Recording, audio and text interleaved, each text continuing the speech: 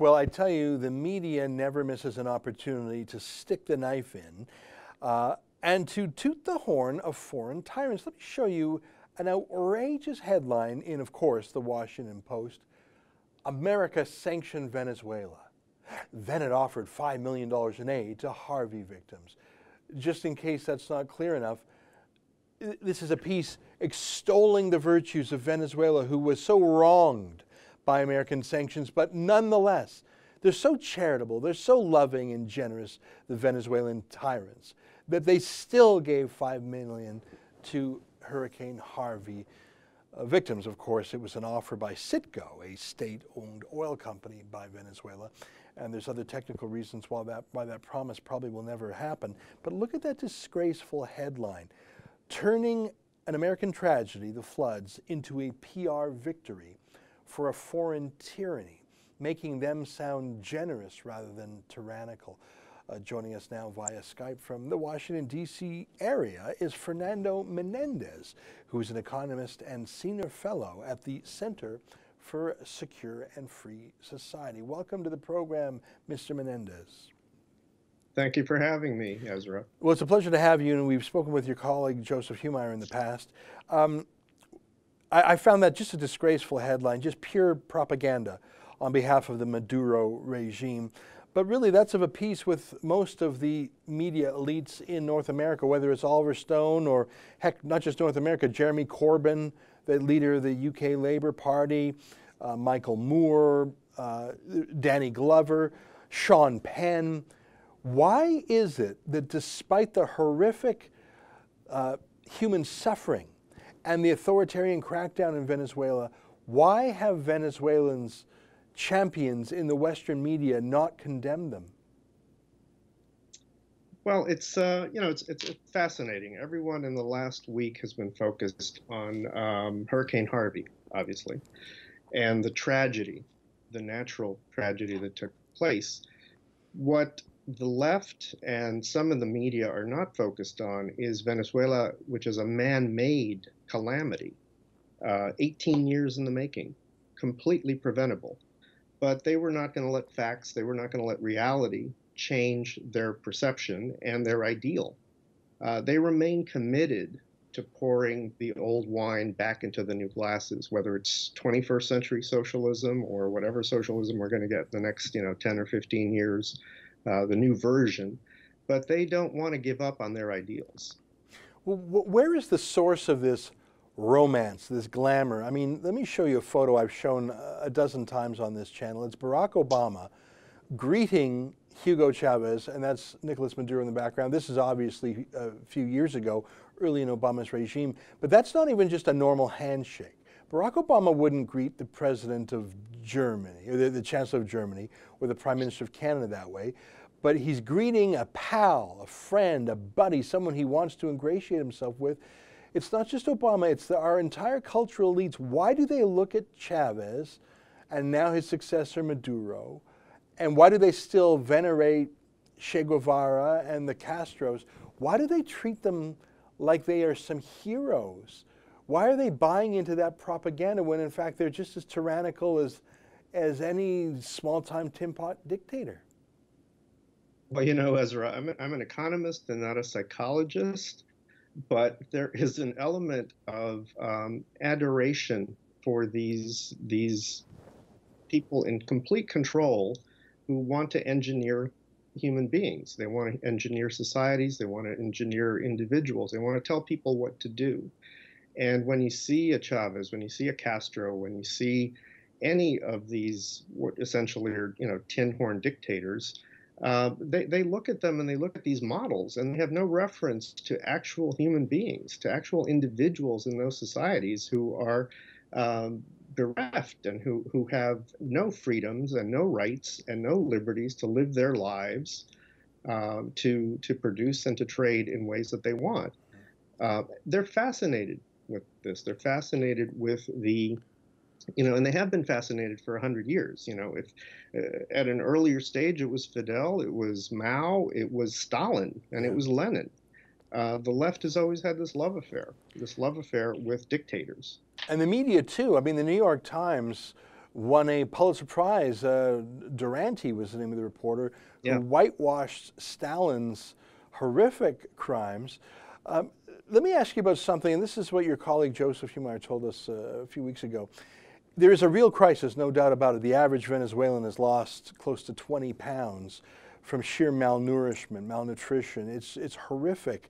People are literally eating pets that they find on the street. I say this with great sorrow. But the Venezuelan government is managing to turn the world's, whatever concern there is in the world, they're trying to flip it around. Here's what I mean.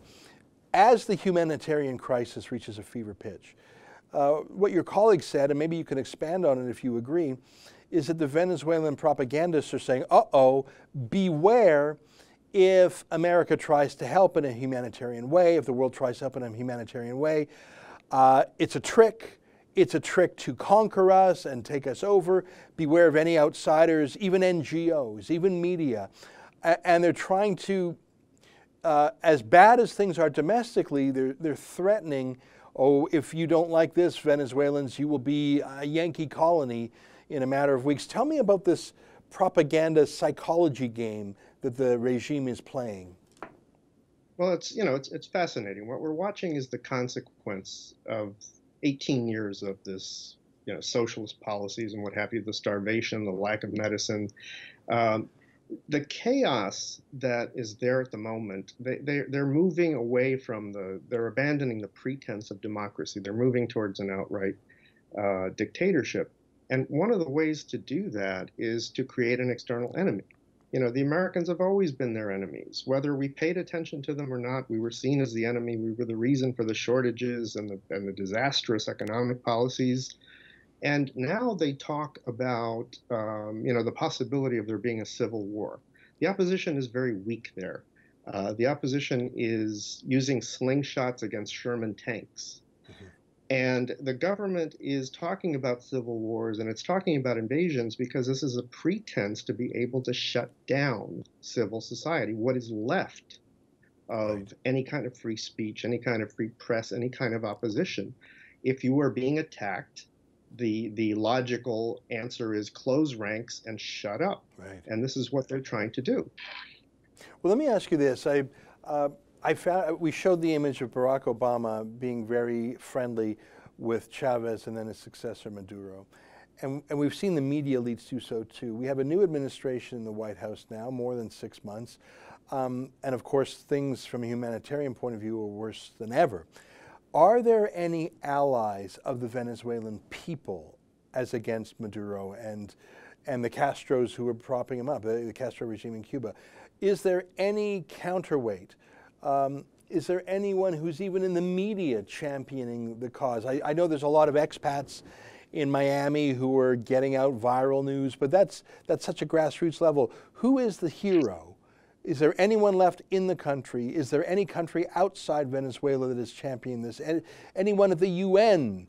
Anyone in the Organization of American States? Who cares about Venezuela? We care about North Korea. Who cares about Venezuela? I think few governments do, actually. I think the governments that are most concerned are Colombia and Peru, because if there's a humanitarian explosion, they're going to be besieged by refugees coming from Venezuela. I think they care out of self-interest. I don't think there are any advocates for Venezuela, if you will. Oftentimes when we look for advocates of these regimes, the few places that understand this are the former communist countries, right. Poland and Czechoslovakia, and they've lived this, and they tend to speak out a bit more. But in Latin America, very little. It's still that narrative of we have to close ranks against the Yankees, yeah. And even within Venezuela, the opposition is divided. Some on the street in the opposition are a version of socialists themselves. It's as long as the opposition holds the fundamental ideas and the fundamental goals, it's never going to be able to defeat a regime like Maduro's. Yeah. So the outcome is not very helpful.